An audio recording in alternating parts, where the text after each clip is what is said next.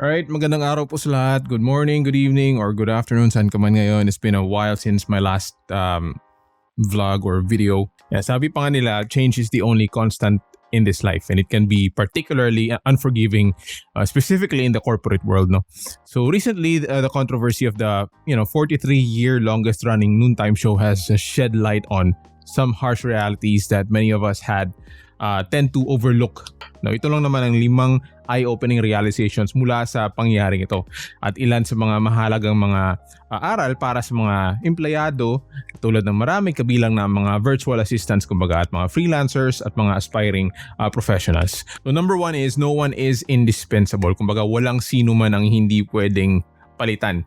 So in the fast-paced at lalong mas naging competitive na corporate na environment, nagiging mas malinaw na walang sino man ang tunay na hindi pwedeng palitan.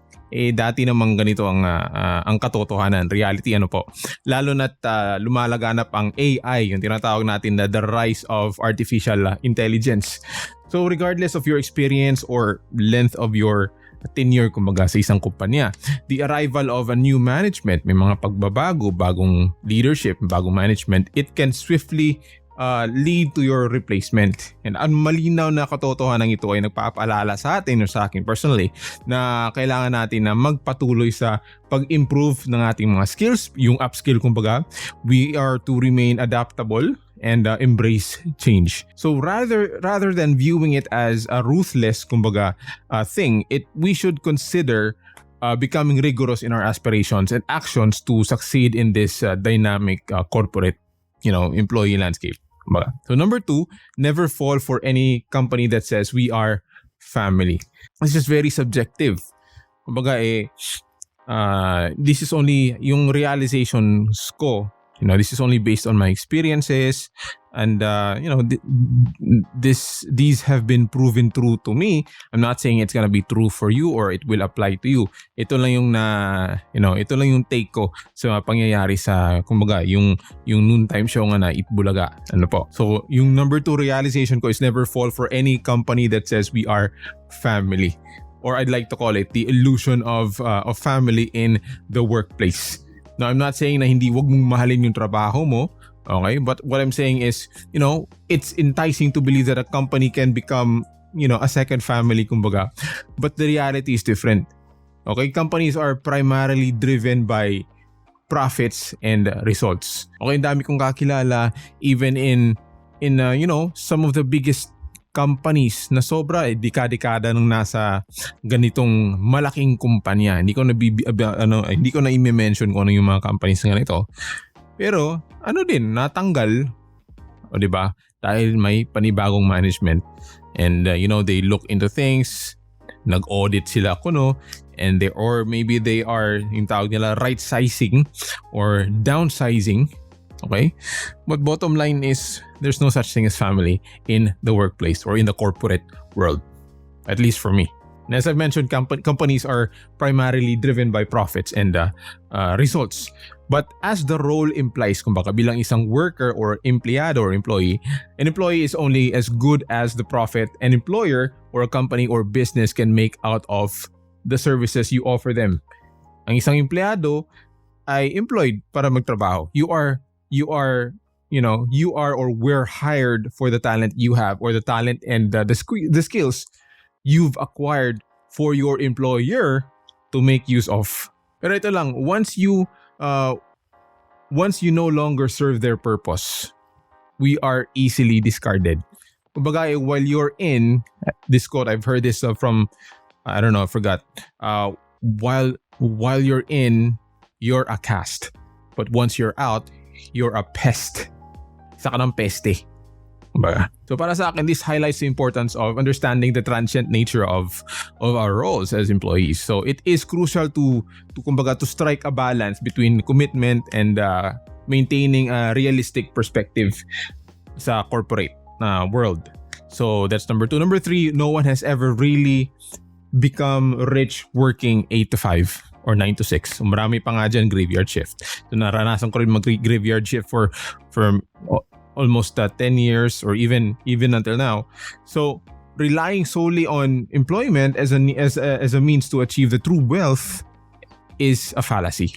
While yes, nabibigay ito ng sense of stability at syempre income, it rarely leads to significant wealth creation. Kaya bilang isang empleyado, kailangan natin na magpalawak ng ating pananaw at sumubok ng iba't ibang mga alternatibo o mga tamang paraan para mas mapalaganap o mas mapalago yung kinikita natin sa kung anong trabaho na meron tayo ngayon, which by the way leads us to the next point, which is number 4, never rely on a single source of income, or I'd like to call this expanding financial horizons. So with the mentioned realizations na nasabi ko na nga, it's important to recognize the need to diversify our sources of income. Relying solely on one job or one source of income stream can limit our financial confidence and potential for growth. So by expanding our financial horizons and exploring additional avenues, halimbawa na lang, investments, or maybe sometime later on unahin muna yung negosyo, entrepreneurship muna bago yung investments or side gigs. Yan. At ito ay pwedeng makapagbigay sa atin ng kumpiyansa o financial confidence, at ang potential sa paglago ng kita natin at pamumuhay natin. But of course, make sure lang that you have a thorough knowledge or understanding of any venture you engage in or planning to pursue. Dapat alam mo kung ano yung gusto mong i-venture. Halimbawa, magne-negosyo ka, dapat alamin mo muna. Okay? But the point is, sabi nga ni Zig Ziglar, you don't have to be great to start, but you have to start to become great. So number 5, number 5 realization, never let success get into your head. Humility in success. Okay, darating man yung panahon, success has a unique way of inflating egos and distorting our perspectives. So kapag mas naiintindihan natin ng mga ito at dumating ang panahon na nagiging successful na tayo, at a certain degree, to whatever extent, we must remain grounded and humble regardless of the achievements na naabot natin. So the downfall of pride reminds me or us that success can be fleeting and can disappear as quickly as it arrived. So ang pagpapanatili ng humility, pagiging humble ay nagbibigay daan sa paglago ng pagkatao natin, personal growth. It also fosters meaningful connections at nakakapagbigay sa atin ng katatagan sa ating mga pagsisikap. And talking about the role of faith, ito naman the role of faith. Ito bonus na to, di ba? 5 yung nasabi kong realizations, ito yung bonus na. At pinakamahalaga sa lahat, never forget God. Bakit? Sabi pa nga sa Bible, the scripture tells us wisely, for it is He that gives you power to get wealth. So sa gitna ng palaging nagbabagong daloy kumbaga ng buhay at ng corporate na world, mahalaga na huwag nating kalimutan ang pinagmulan ng ating lakas at ang lahat ng biyaya na meron tayo. So acknowledging God, the creator and owner of this world, He can provide solace and guidance during challenging times. At hindi lang yun, but also remember to give thanks to God during good times. So ito dapat magsilbing reminder para sa atin to remain connected to our faith and seek guidance from the highest authority. Kumbaga, letting God have the upper hand in our career, in our business ventures, in our dealings with other people, and in our life overall, even in our relationships. So ang usaping ito, it's not about demeaning someone or any of the showbiz people involved in this controversy, but this has given me valuable insights into the realities of the corporate world. At bilang marami sa ating mga kababayan at mga hustlers na mga empleyado, okay, we must embrace adaptability. Kumbaga, we are to understand the transitory nature of our roles as employees and strive for financial confidence beyond just traditional employment. So at yun din dapat nating panatilihin na ang kababaang loob o humility nga sa harap ng tagumpay at manatiling konektado sa ating pananampalataya at yung pinagmumulan ng ating lakas at lahat ng bagay ang Diyos. So in the relentless corporate world where change is constant nga kumbaga, and many people, many individuals who just find themselves at the beck and call of their employers, there is one constant that remains unwavering and unchanging. Walang iba kundi the immutable God. He is the same yesterday, today, and forever. And as the scripture reminds us, be strong and courageous. Do not be afraid or terrified because of them, for the Lord your God goes with you.